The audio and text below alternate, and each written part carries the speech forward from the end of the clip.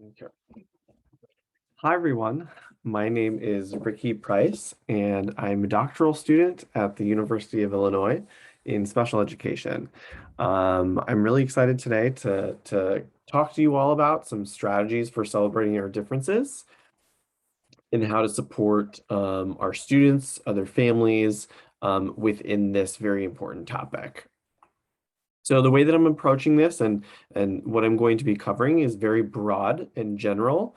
By no means am I an expert in this, but I've done a lot of work and there are a lot of strategies. But what I want you to take out of this is maybe thinking about culture in a different way when you're talking with your students, when you're talking with other people, and being unique in the way that we maybe present this to other individuals and students, to whether apply it to bullying prevention or just apply it to teaching about celebrating our differences to others. I want to make a little disclaimer as well that all information here is coming from myself, and I'm not presenting here as an affiliation of the University of Illinois, but it has to show some school pride. So I put the slides in U of I. So hopefully you get a lot of information out of this. And also below in the link of this video, I put some links to some resources about bullying prevention and stuff as well, which maybe you can relate this all to. So the first thing that I want you all to think about as you're watching this, I want you to take a minute and I want you to reflect on what are you defining as culture?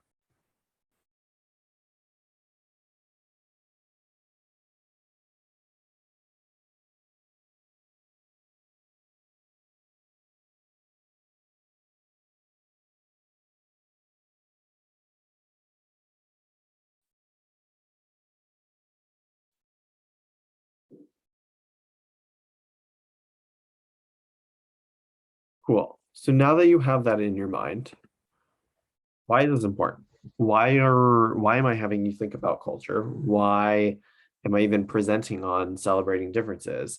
Why are you watching this? Why is it important that we're bringing culture into talking with our students and other individuals with disabilities? So I want you to take a few seconds to think about this now.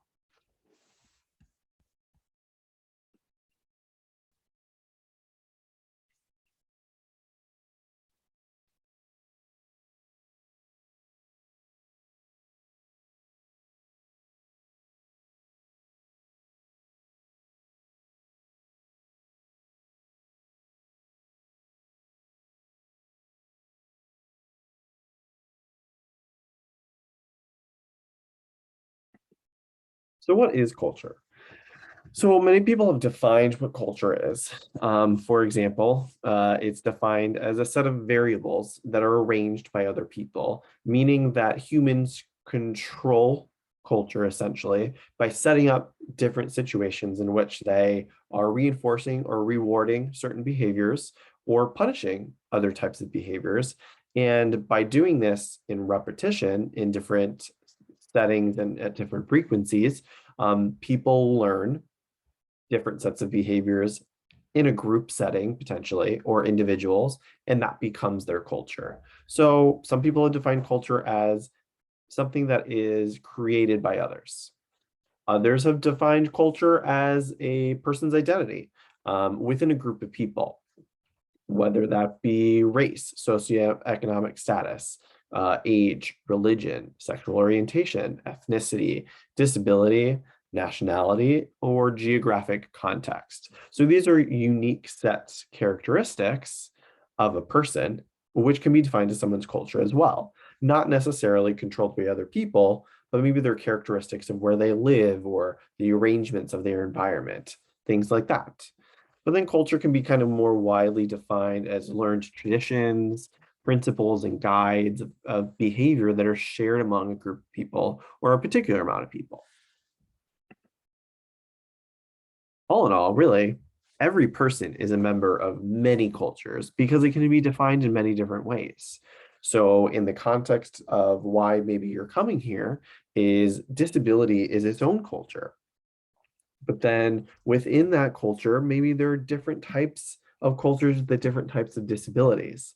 And then you're also taking into the context of that individual and how they identify as having a disability, how they identify within their family, and that family culture and how that impacts that individual as well. So as you can see, it can be very messy. And talking about this, we could talk about this for days on end about different strategies and ways to think about this and how to support our students and our families, to teach about differences and how to celebrate differences, how to talk to kids about this. And it's messy. And so where do we start? And so there are maybe a couple of different ways. My approach in this is that it starts from us, and it starts from us being aware and understanding what this cultural diversity is, how we celebrate these differences, as we are the models of this behavior that we then are going to disseminate to the students that we work with or our own family.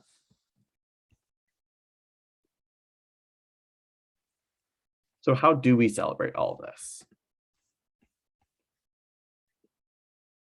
So I'm sure you all have heard about cultural competency. It's a term that's used very widely. Cultural competency is about continually developing and refining a set of skills and a view of the world that's useful across different situations. You're able to work with different people, and you're able to have awareness and sensitivity maybe of other people because you have that knowledge that other people are different. So I need to shift the way that I'm maybe interacting or working with people. But the sense of competency is very problematic at times because it has this top-down approach to it, and it can be explained as something that is very binary as well. So this top-down approach to competency, um, it kind of implies that being culturally competent um, often occurs when someone is very highly educated or is belongs to a certain member of a group of people, kind of deciding what content meets these benchmarkers for you to be competent. And so you can see how this can be a little problematic because it's either you're competent or you're not. And then who are these defining people? Who is this defining person that says, yes, you are culturally competent? Check.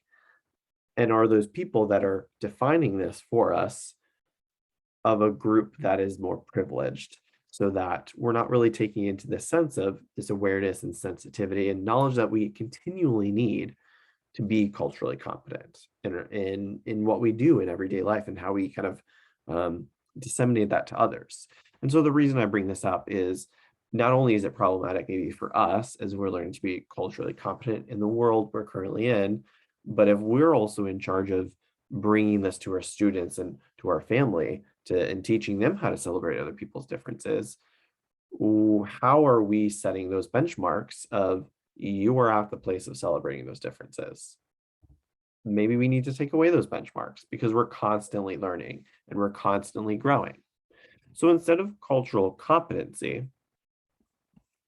maybe we need to be calling it cultural humility, which has been defined as an ongoing self-exploration process combined with like a willingness to learn from others. It's entering a relationship, entering a group of people with the intention of honoring them, of honoring their values and their beliefs, but then also acknowledging their differences and accepting them. But that's a lot easier said than done. So again, and I apologize, this is supposed to say cultural humility at the top of it. So not to confuse you all, but it's the ability to maintain an interpersonal stance that is other oriented. You're open to others, you're acknowledging others in relation to aspects of cultural identity that are most important to that person. So there's two things that I want to touch upon here is it's this sense of other oriented and important to that person. So to be other oriented, we need to be aware of those around us.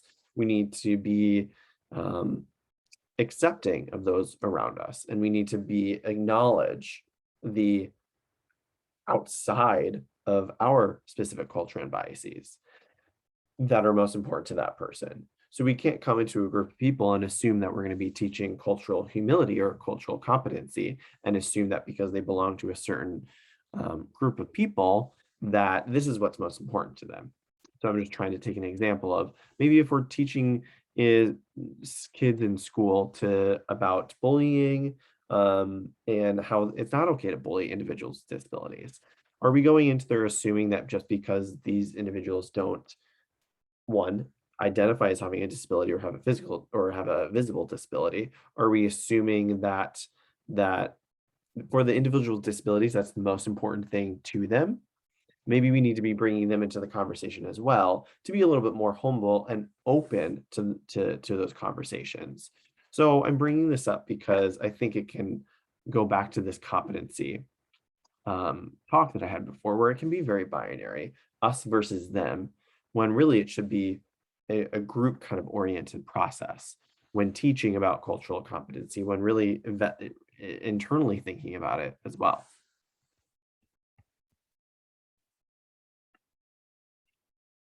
Now, one of the most important things I think with all of this is what I said in the very beginning is it starts with us and this idea of awareness of possible differences. We must consider our own perspective and values. And that's the intentional word value of this word humility. It's the idea of stopping and considering the other before ourselves. And that's if we start learning this and we start instilling this practice, we can maybe instill it into students as well.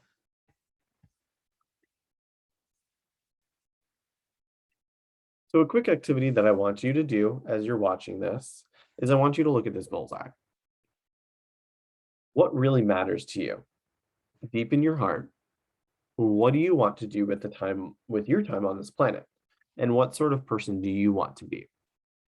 What personal strengths and qualities do you have and what do you want to develop? So you can point, you can draw this out yourself, but I want you to make an X mark on this bullseye of where you stand currently today as I'm talking through this. The closer to the center your X is, means the closer you are living to your values, the closer you are engaging in behaviors that are close to your values. The further away from the center is you're engaging in behaviors that maybe are inconsistent with your values. So I'll give you an example. So work in education. So before this, I was working at a clinic for individuals with autism. And one of my values was I want to support families and essentially, and values are something you can never hit. You're constantly doing it. And so like within the work that I was doing, I wanted to always um, support my families. And I felt like that was the value that I wanted and what I wanted to cultivate within my practices and stuff. But I would get bogged down and I wouldn't necessarily be engaging in behaviors of that because of maybe all the paperwork that I had to be doing. And so I was starting to realize that I wasn't really engaging in behaviors that were aligned with my values because not all parts of the job aligned with that. But I had to realize that the reason I was here at this job was because I wanted to support families. That was a big value of mine, is that supporting nature. So maybe this paperwork still was supporting these families, but in a different way. And it really made me perceive inward about my values in work and whether I was in the right place or was I engaging in behaviors the right way um, that were aligned with my values or not. I hope that was a good example. I think this can be very difficult to do, which is why I want you to spend the time. And if you need to pause this video and watch it, because it's important that we understand ourselves and our values before we start working with other people. And this is also something that you can bring to your students and your kids as well. And I'll talk about that in a minute. So going to the activity. So starting with work and education, I want you to make an X on the dartboard about where you feel that you lie currently today. Are you engaging in behaviors related to work and education that are aligned with your values? Which means that you also have to take a minute to think about what those values are. Work and education includes the workplace, career, your education, skills, that you are developing or have developed?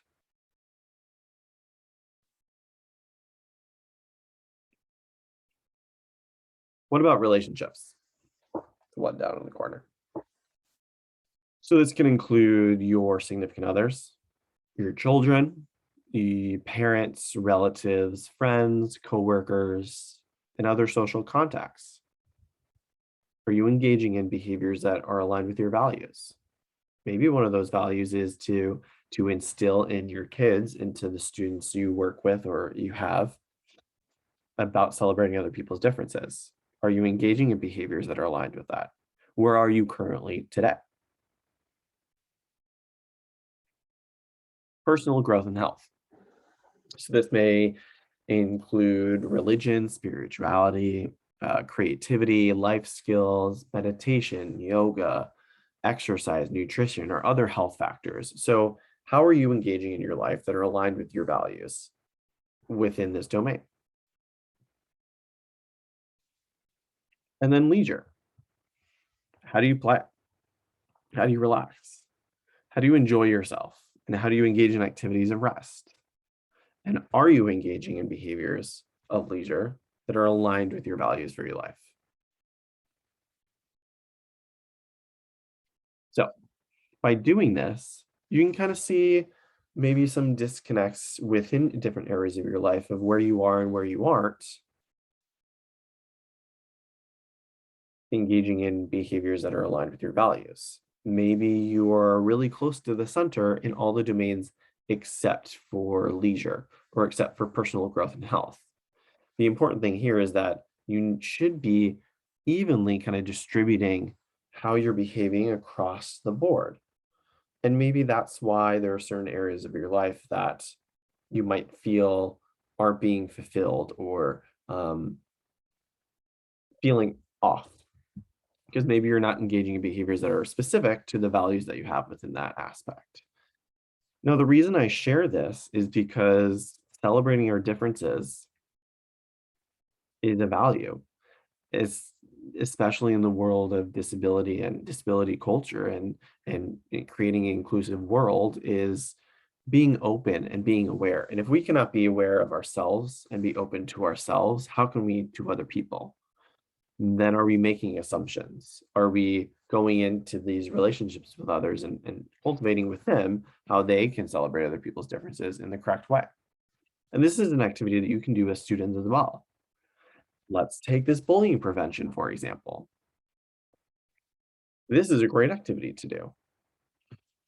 Having those conversations and talking about, okay, are you by engaging in some of these maladaptive behaviors of bullying others, for example, is that aligned with your values of personal growth or relationships, work and education or leisure?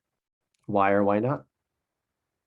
I think it's important that we start bringing these things to our students and the youth so that we can cultivate this sense of celebration of others instead of putting each other down.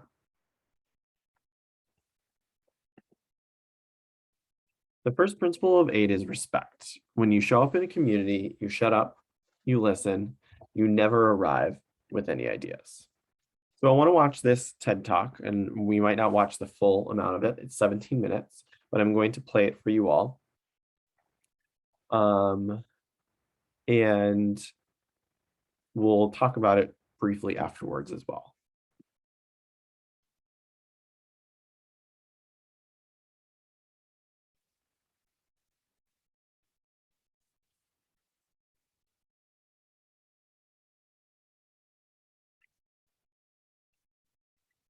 Give me 1 minute. Sorry. Technology is not working with me today.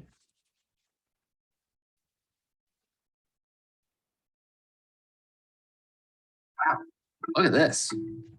94% of people believe company culture is important to an organization's success. Frankly, I have no idea what the other 6% are thinking. You know,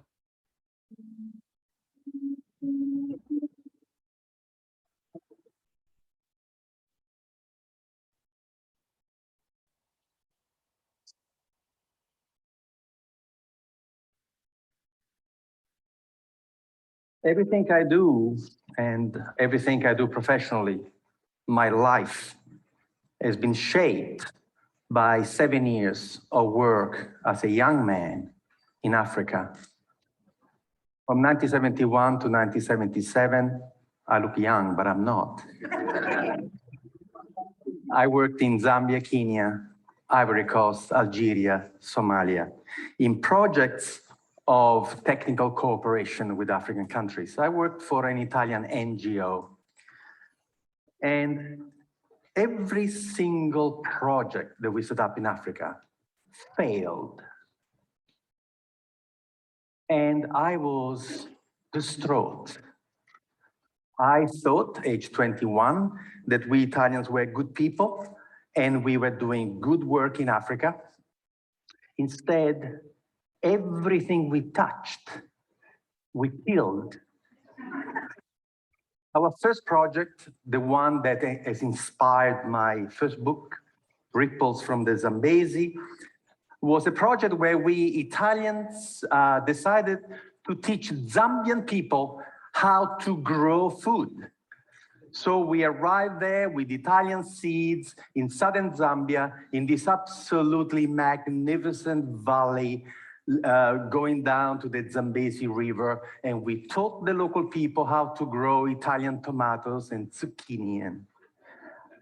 And of course, the local people had absolutely no interest in doing that, so we paid them to come and work, and sometimes they would show up. And we were amazed that the local people in such fertile valley would not have any agriculture. And but instead of asking them how come they were not growing anything, we simply said, thank God we're here. Just in the nick of time to save the Zambian people from starvation. And of course, everything in Africa grew beautifully, and we had these magnificent tomatoes. In Italy, a tomato will grow to this size, in Zambia to this size. And we could not believe. And we were telling the Zambians, look how easy agriculture is. When the tomatoes were nice and ripe and red, overnight, some 200 hippos came out from the river and they ate everything. And we said to the Zambians, my God, the hippos. And the Zambians said, yes, that's why we have no agriculture here. Why didn't you tell us? You never asked. I thought it was only us Italians blundering around Africa, but then I saw what the Americans were doing, what the English were doing, what the French were doing. And after seeing what they were doing, I became quite proud of our project in Zambia, because you see, at least we fed the hippos. You should see the rubbish. You should see the rubbish that we have bestowed on unsuspecting African people. You want to read the book, read Dead Aid by Dambisa Moyo, Zambian woman economist. The book was published in 2009. We, Western donor country, have given the African continent $2 trillion American in the last 50 years. I'm not going to tell you the damage that the money has done. Just go and read her book. Read it from an African woman, the damage that we have done. We Western people are imperialist, colonialist, and missionaries. And there are only two ways we deal with people. We either patronize them or we are paternalistic. The two words come from the Latin root pater, which means father, but they mean two different things. Paternalistic, I treat anybody from a different culture as if they were my children. I love you so much. Patronizing, I treat everybody from another culture as if they were my servants. That's why the white people in Africa are called Bwana, boss. I was given a slap in the face reading a book, Small is Beautiful, written by Schumacher, who said, above all in economic development, if people do not wish to be helped, leave them alone. This should be the first principle of aid. The first principle of aid is respect. This morning, the gentleman who opened this conference lay a stick on the floor and say, can you imagine a city that is not neocolonial? I decided when I was 27 years old to only respond to people. And I invented a system called enterprise facilitation, where you never initiate anything, you never motivate anybody, but you become a servant of the local passion, the servant of local people who have a dream to become a better person. So what you do, you shut up, you never arrive in a community with any ideas, and you sit with the local people. We don't work from offices. We meet at the cafe, we meet at the pub. We have zero infrastructure. And what we do, we become friends. And we find out what that person wants to do. The most important thing is passion. You can give somebody an idea. If that person doesn't want to do it, what are you going to do? The passion that the person has for her own growth is the most important thing. The passion that the man has for his own personal growth is the most important thing. And then we help them to go and find the knowledge, because nobody in the world can succeed alone.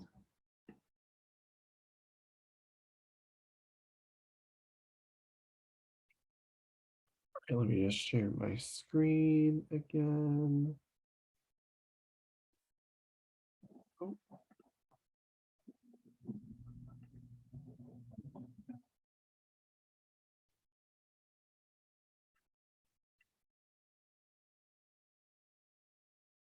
Sorry, it's just loading.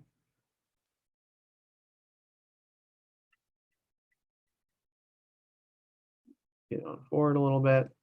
So I know this whole presentation is probably very unique, and you're probably sitting there and like, what is going on? How does this relate to anything that I'm doing? But if you took some of those messages of, if we were to go into the community and let's say work with others about how they should respect and how they should celebrate other people, we're just going in there and telling them what to do. We need to be sitting with these students. We need to be finding out where are they coming from, what are their values, and working with them, not for them. And I think that's one of the biggest messages, and I think the big takeaway here, and using what he was saying kind of as metaphors of within a company going to restaurants to meet up and figuring out what they want and then giving them the knowledge. We need to do the same thing with the people that we work with as well. Why do they care about celebrating other people's differences? Why should they care about celebrating other people's differences? And then how can we give them the tools and knowledge to do so?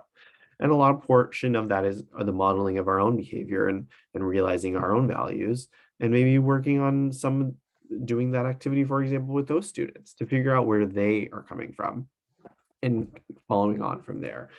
We could implement many different strategies to help bullying prevention, but is that just putting a Band-Aid on the problem?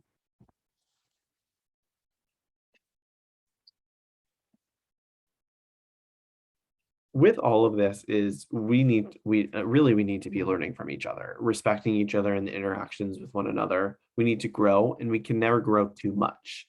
And this is all related to working with students and our families, and having that self-reflection of listening to others and asking questions. Going to the example that he was sharing about with the hippos, the people said, well, you never asked. Maybe if we go in with these students too and ask them why this is important, or why they are doing certain things, and kind of really sitting with them and infiltrating their culture, we'll be able to better understand them, to be able to better facilitate and support them as well. So a couple of strategies though that I did want to go through that I think are helpful to realize and to conceptualize is we want to cultivate an open environment. And this goes back to everything that I've been saying, modeling our own behaviors, but also cultivating an environment of the materials maybe that are being used in the classroom or at home. Do they represent multiple different cultures? If someone is coming from a family where they're not seeing any types of disabilities or they're seeing it portrayed in media as something that is bad. They're coming from that certain culture. They don't know any better. So if we are able to kind of facilitate this more openness and aware culture to provide that knowledge, we can maybe shift some perspectives. Sharing your own culture and the culture of others. If we can't share it, why should we be expecting others to? Culture is not always seen as well. And I think that's something that's hard to realize sometimes when talking about like bullying prevention, for example, for individuals with disabilities, but how else do they identify? Maybe the disability is not how they identify, it's not the only way that they want to be identified. And how does that kind of intersect with all of this? Again, there's no right or wrong answer. It's not black and white. And there might be strategies that are out there, but it's messy as I have shown and as I have seen. And so maybe thinking it more globally and then kind of bringing it in a little bit more is a better way to do it than this specific strategy and how I'm going to teach you how to celebrate others. You're also constantly learning, and they are always learning as well. And I think that goes back to the point that I was making with the competency versus humility, is we can't go into this being that you're always going to be competent, you're always going to celebrate others. We all make mistakes and we all mess up, and we need to be able to learn and recognize that. Understand the values of others and how that can make up a person's culture. There is no universal value. So are we going into these schools, to our families, and assuming that there are certain values that we celebrate others, or there are certain values of how they perceive the world? Maybe we need to, again, like this video was depicting, go in and understand what they value, what they understand, and then be able to give them the knowledge to change their perspectives or to work on that by also first being more introspective into our own values and how that relates to the information that we're providing. Becoming aware of our own biases and ultimately involving everyone into the conversation. So, for example, I'm coming in here and I'm kind of preaching to you all of these different strategies and kind of being more aware of cultural differences and being aware and open to be able to celebrate these differences. Or really, maybe I should be bringing in the people who are being impacted from this, who are being impacted by the bullying because other people don't recognize their cultures, to talking with individuals with disabilities about their culture and how they kind of perceive it and how we should be strategizing with other people. Bring them into the conversation where we don't want to be doing for others. We want to be doing with together. Overall, the goal is you want to develop a skill set that is ever evolving, that enables you to be open to conversations and experiences with students and others from other backgrounds, to celebrate our differences. And we want our students to be able to do the same thing in this. And it might just be starting to have those conversations. Sometimes these are taboo conversations and they can be difficult to have, but if we never have them, if we never involve people into the conversations, nothing's ever going to change. And then how are we going to celebrate our differences from there? So I hope you got something out of this presentation. I know this was a little unique. I wanted to take a different spin on talking about culture and celebrating other differences, something that was maybe a little bit more unique.